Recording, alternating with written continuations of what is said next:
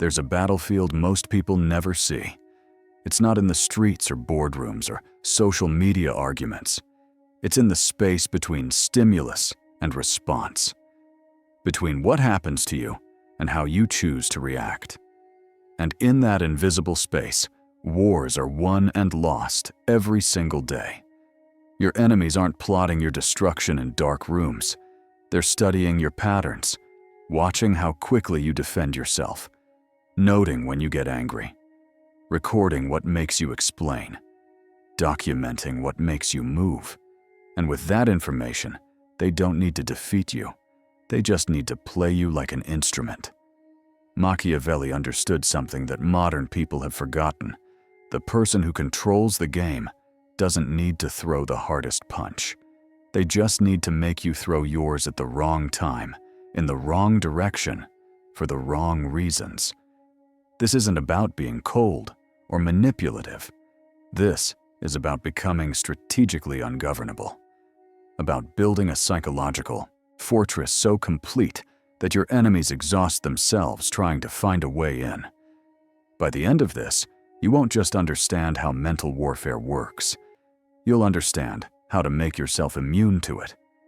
Let me tell you about Marcus. Successful entrepreneur, sharp mind, strong presence, and completely predictable. Every Monday morning, his business partner would mention a concerning email from a client. Marcus would immediately panic, drop everything, and spend 3 hours firefighting. The email was rarely urgent. Often, it wasn't even real. But his partner knew exactly how to trigger that response. This went on for 8 months before Marcus realized what was happening. He was being played. Here's what most people don't understand. Your reactions aren't as spontaneous as you think.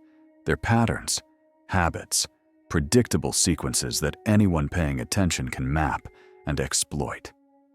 Machiavelli wrote in The Prince that the wise ruler must learn to be cunning as a fox, to recognize traps. But there's a deeper lesson beneath those words. The trap isn't what's happening around you. The trap is your predictable response to what's happening around you. Think about your last 5 conflicts. Notice any patterns? When criticized, do you immediately defend? That's a pattern. When questioned, do you over-explain? Pattern. When ignored, do you escalate to regain attention? Pattern. When confronted, do you either fight back instantly or withdraw completely? Pattern. Each of these responses feels natural in the moment, but natural just means trained. And what's been trained can be exploited. The first principle of Machiavellian psychology is this: spontaneous reaction is the death of strategic power. Your enemies don't need elaborate schemes. They just need to know which buttons to push. And if you react the same way every time a button is pushed, you've handed them remote control over your behavior. I watched this play out in a corporate setting. 2 executives competing for the same promotion. One was brilliant, but reactive. The other was average, but patient. The patient one would drop subtle criticisms in meetings, knowing the reactive one would immediately defend himself aggressively. To observers, the reactive one looked insecure and defensive. The patient one looked calm and confident. Guess who got promoted? The reactive executive never understood what happened. He thought he was being authentic, standing up for himself, showing strength. In reality, he was dancing to someone else's choreography. Machiavelli knew that princes who acted on emotion rather than calculation didn't last long. Not because emotion is wrong, but because visible emotion is a weakness that can be weaponized. The solution isn't to become emotionless, it's to become unpredictable. To break the patterns that make you manageable. When your response to provocation becomes uncertain, you stop being a puppet and start being a puzzle. And people don't know how to fight puzzles. There's a specific type of power that operates in shadows, not through deception, but through ambiguity. Most people think clarity is strength. They believe that making their intentions known, stating their position clearly, and being authentic about their feelings demonstrates confidence. Machiavelli would call that suicide. In The Prince, he observed that rulers who revealed too much invited conspiracy, not because their enemies were malicious, but because certainty enables planning. When people know exactly what you think, exactly what you'll do, exactly what bothers you, they can construct strategies around that knowledge. But when you become genuinely unclear, strategy collapses. Let me give you a concrete example. There's a negotiation tactic I've seen destroy seasoned deal makers: the non-committal presence. Someone asks you a direct question. Instead of answering directly, you pause. You acknowledge the question without addressing it. That's an interesting point to consider. Then you move on. Watch what happens. The other person becomes slightly destabilized. They weren't expecting that. They prepared for yes or no. They prepared for agreement or argument. They didn't prepare for ambiguity. So they try again. Different angle. Same result. More ambiguity. Now something fascinating happens psychologically. They start filling in the blanks. They start projecting their own fears and assumptions onto your silence. They start negotiating with themselves, and you haven't revealed a single card. This is what I call strategic opacity. It's not lying. It's not hiding. It's simply refusing to provide the certainty that others need to position themselves against you. Machiavelli understood that ambiguity creates a specific type of psychological pressure. When people can't read you, they can't relax. They remain in a state of alertness that's exhausting to maintain. Think about the people you find most difficult to deal with.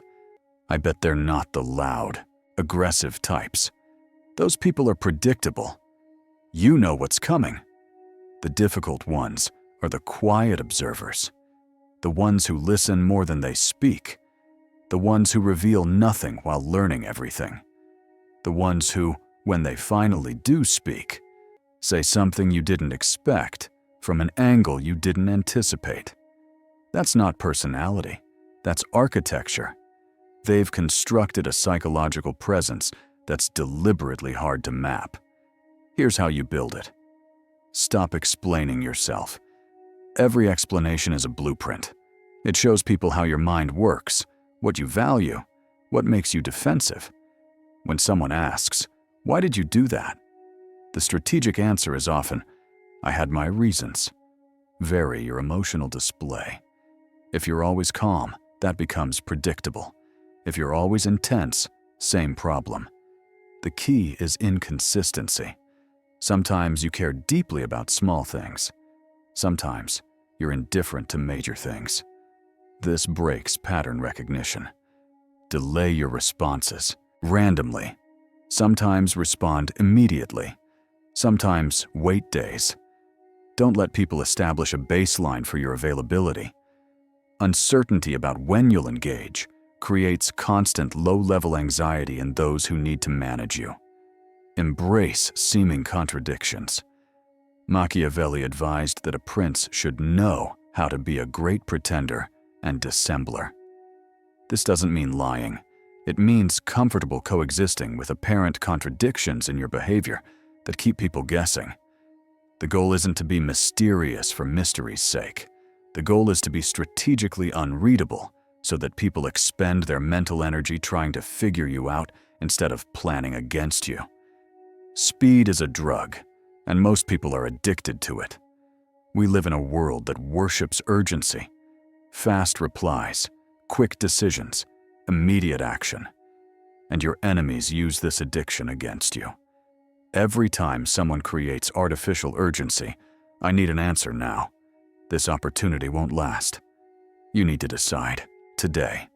They're compressing your decision-making window, and compressed decisions are almost always bad decisions. Machiavelli observed that whoever believes that new benefits will cause great personages to forget old injuries deceives himself. But there's a deeper insight here about time. Whoever controls the pace of engagement controls the outcome. Let me show you how this works practically. Someone sends you an aggressive email. Your instinct is to respond immediately, to defend yourself, to correct the record. That response feels powerful. It feels like you're taking control, but you're not.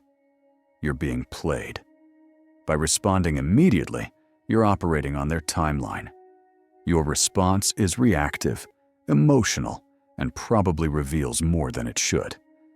You've given them exactly what they wanted, confirmation that they can provoke you. Now, imagine a different response. You receive that aggressive email. You read it once, then you close it. You wait 3 days. When you finally respond, your reply is brief, emotionless, and addresses only what you choose to address. What happens in those 3 days? The sender becomes uncertain. Did you see it? Are you ignoring them? Are you planning something? Their confidence starts eroding. They might send a follow-up, which makes them look desperate. They might complain to others, which makes them look petty. Meanwhile, you've spent those 3 days thinking clearly, consulting with others if needed, and crafting a response from a position of calm rather than anger. Same situation. Completely different outcome. The only difference is time. Machiavelli understood that patience isn't passive, it's aggressive. It's using time as a weapon to transfer psychological burden from you to your opponent. Here's another example. Job negotiations. The person who seems less concerned about timing has massive leverage. If you desperately need to close the deal today, you'll accept worse terms. But if you can say, "I'll need some time to think about this," and genuinely mean it, suddenly the other side starts sweetening the offer. Why? Because your patience signals that you have options. It signals confidence. It signals that you're not desperate. And in negotiations, the person who cares less wins. But here's the advanced move. Systematic patience creates a reputation that does your work for you. When you become known as someone who doesn't rush, who thinks carefully, who responds on their own timeline, people start treating you differently. They prepare more carefully before approaching you. They're more respectful in their requests. They stop trying cheap pressure tactics because they know those tactics don't work on you. You've trained your environment to accommodate your pace rather than forcing you to accommodate theirs. This isn't about being slow. It's about being deliberately paced. Fast when you choose. Slow when it serves you. Unpredictable in your timing. The rule is simple. Never let someone else's urgency become your emergency. Unless there's a genuine crisis, and genuine crises are rare, there's no reason you can't take the time to think, plan, and respond strategically. Patience isn't weakness. It's dominance disguised as indifference. Here's a belief that will destroy you. If I just explain myself clearly, they'll understand. No, they won't. And more importantly, you shouldn't want them to. Understanding creates intimacy. Intimacy creates vulnerability. Vulnerability creates opportunity for exploitation. Machiavelli wrote, "Men judge generally more by the eye than by the hand, for everyone can see, but few can feel." Translation: people react to what they observe, not what you actually are. Your internal reality is irrelevant. Only the perception matters. And here's the trap. Every time you explain yourself, you're giving away information about how you think, what you value, what threatens you, what you care about protecting. You think you're building bridges.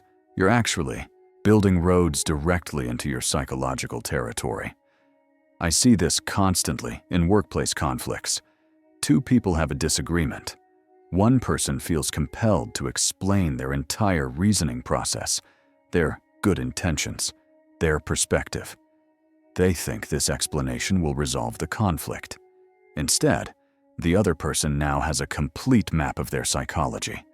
They know exactly which arguments will work, which emotional appeals will land, which threats will be taken seriously. The explainer thinks they're being mature and communicative. They're actually being strategically naive. Machiavelli advised that a prince ought to take care that he never lets anything slip from his lips that is not replete with the 5 qualities mentioned above. Those qualities were appearing merciful, faithful, humane, upright, and religious. Notice he said appearing, not being. The lesson isn't to be dishonest, it's to be selective about revelation. There's a massive difference between, I'm not interested in that proposal because I think the timeline is unrealistic, and I'm concerned about the budget implications, and frankly, I don't think your team has the capacity to deliver. And I'm going to pass on this one. Both communicate the same decision. But the first one gives away your entire decision-making framework. Now they know. Adjust the timeline, address the budget, prove team capacity, and they might change your mind. The second one gives away nothing. It's a wall, a complete sentence that requires no justification. Here's the principle. Explanations are concessions. Every time you justify a decision, you're implicitly accepting that others have the right to judge that decision. You're placing yourself in a subordinate position where your choices require validation. Stop doing that. Your decisions don't need to be understood. They need to be accepted. This doesn't mean being rude or dismissive. It means being comfortable with, that's not going to work for me. I've made my decision. I have my reasons. I'll think about it. No elaboration, no justification, no invitation for debate. When you stop explaining, something interesting happens. People respect you more because you're demonstrating that your decision-making authority is internal, not external. You don't need their permission or understanding. Machiavelli knew that princes who constantly justified themselves appeared weak. Authority doesn't explain itself, it simply is. There's an interrogation technique used by intelligence agencies worldwide. It's devastatingly simple. Ask questions and stay silent. That's it. No threats, no pressure. Just questions followed by long, uncomfortable silences. Most people can't handle the silence. They start talking, and talking, and talking. They fill the void with information they never intended to share, confessions that weren't requested, details that weren't asked for. The interrogator learns everything without revealing anything. This is what I call the mirror technique, and Machiavelli would have loved it. In The Prince, he wrote, "The first method for estimating the intelligence of a ruler is to look at the men he has around him. But the deeper insight is this: intelligent people gather information while revealing nothing. The mirror technique works like this.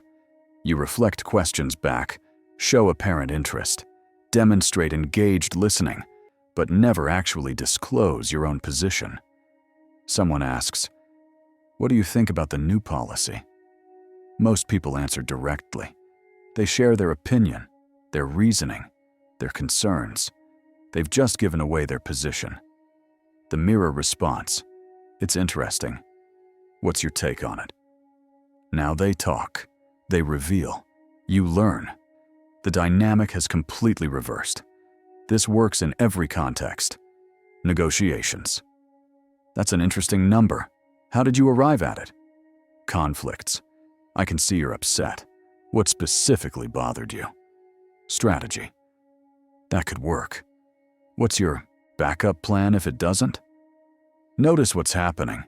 You're gathering intelligence about how they think, what they value, what they fear, what they're planning. Meanwhile, they know nothing about your actual position. Machiavelli understood that information asymmetry is power. The person who knows more while revealing less has overwhelming advantage. But here's the subtle part. You can't just be silent. That makes people suspicious. You have to give the appearance of engagement without actual disclosure.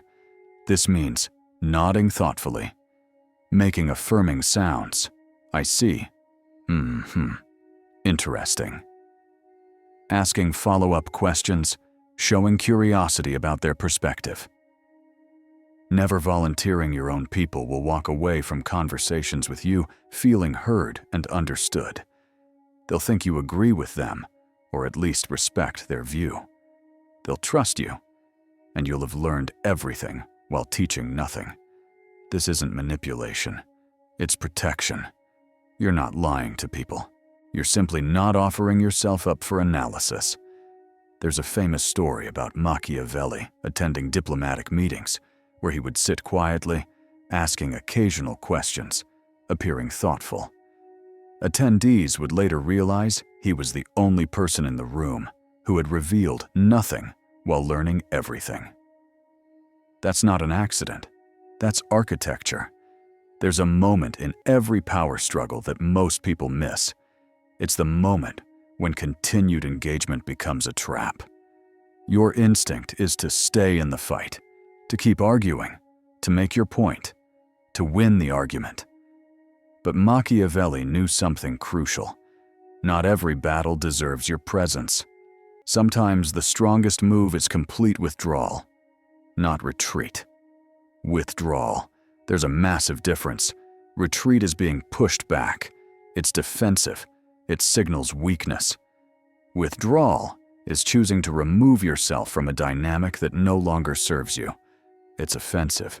It signals that continued engagement isn't worth your energy. Here's how this plays out practically. Someone is trying to bait you into an argument. They're making accusations, asking loaded questions, being deliberately provocative. Your instinct is to defend yourself, to correct the record, to engage. But what if you just don't? What if you simply stop responding? Not with explanation, not with a dramatic exit, just silence.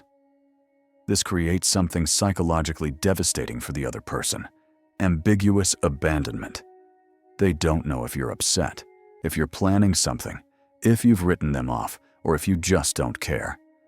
That uncertainty is excruciating for them. Meanwhile, you've freed up mental space and emotional energy that you're now directing elsewhere. Machiavelli wrote, "Never do an enemy a small injury." The implication is that if you're going to act decisively. But there's another reading. Sometimes the most decisive action is to stop acting at all. I watched this play out between two business partners. One was constantly trying to prove himself, engaging in every petty dispute, defending every decision. The other would simply disengage from conflicts he deemed unimportant. No anger, no drama, just withdrawal of attention. Within 6 months, the first partner looked frantic and insecure. The second looked calm and confident. Same company, same challenges, completely different perceptions. Why? Because attention is the most valuable currency in human interaction. When you withdraw it strategically, you're not just protecting yourself. You're demonstrating that the other person's provocations aren't worth your engagement. That's devastating to their ego. Here's the advanced technique, the graduated withdrawal. Don't disappear all at once.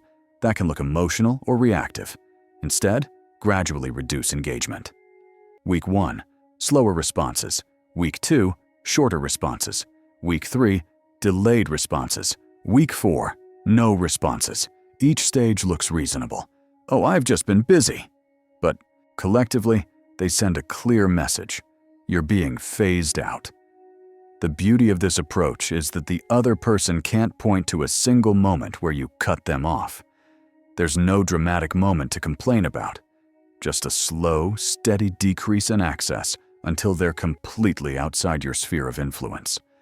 Machiavelli would call this the gradual withdrawal of favor. It's how smart rulers eliminated threats without creating martyrs. The key is this: make your absence feel inevitable rather than punitive. You're not angry, You're not hurt. You've simply moved on. That's far more psychologically damaging than any confrontation could be. There's a final state that most people never reach.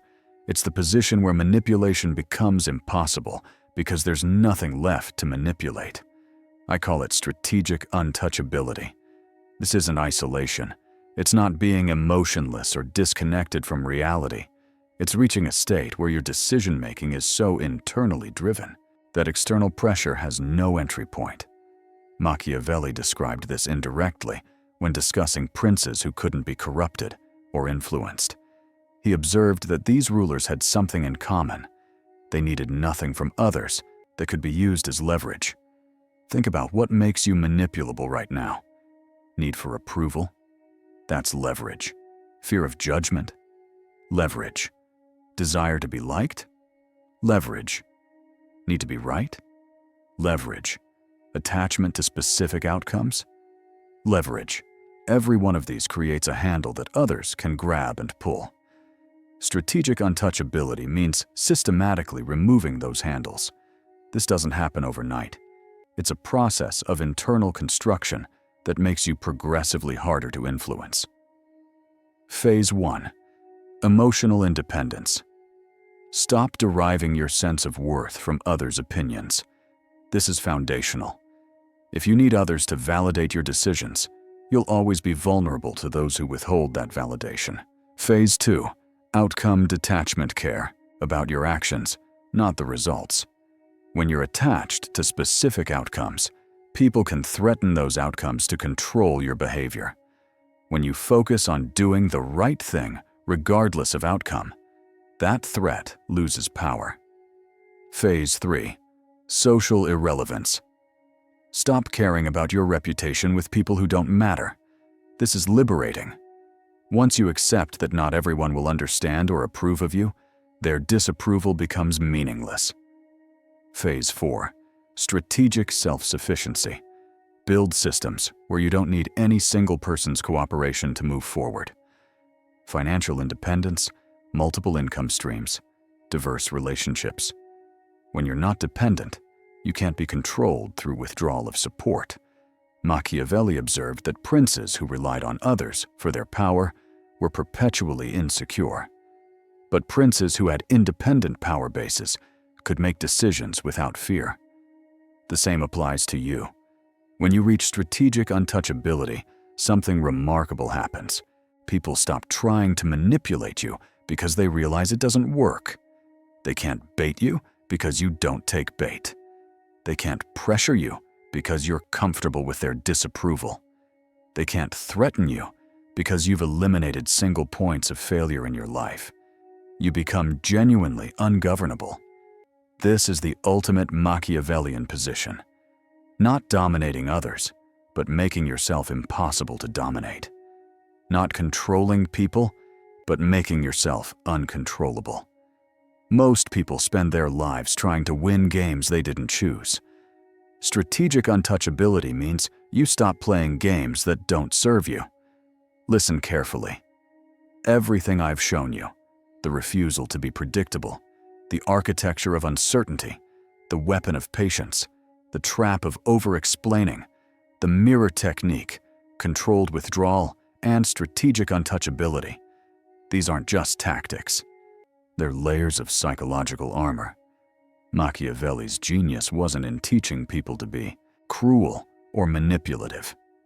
It was in teaching them to be strategically aware in a world where everyone is either predator or prey.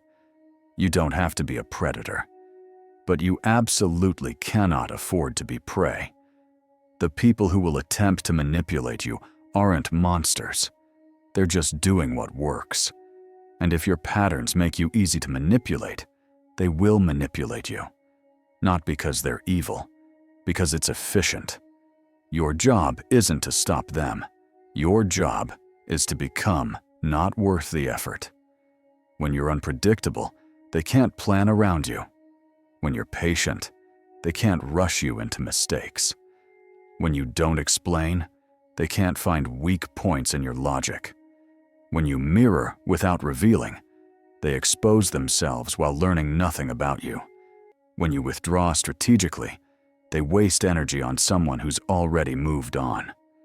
When you reach untouchability, they stop trying altogether. This is how you win without fighting.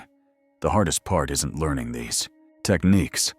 The hardest part is accepting that you need them, that the world isn't fair, that good intentions aren't enough, that being right doesn't protect you. Machiavelli wasn't a pessimist.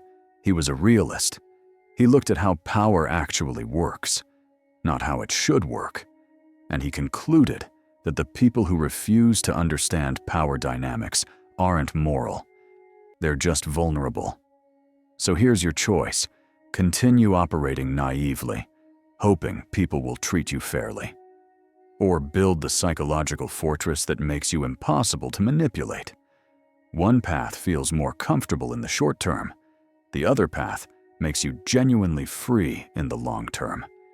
If you understand what I've shared here, you're already different from most people. You've seen behind the curtain. You understand the game being played around you every day. Now you just have to decide, will you play it consciously or continue being played unconsciously? The throne is invisible, but it's real, and it's yours if you know how to claim it.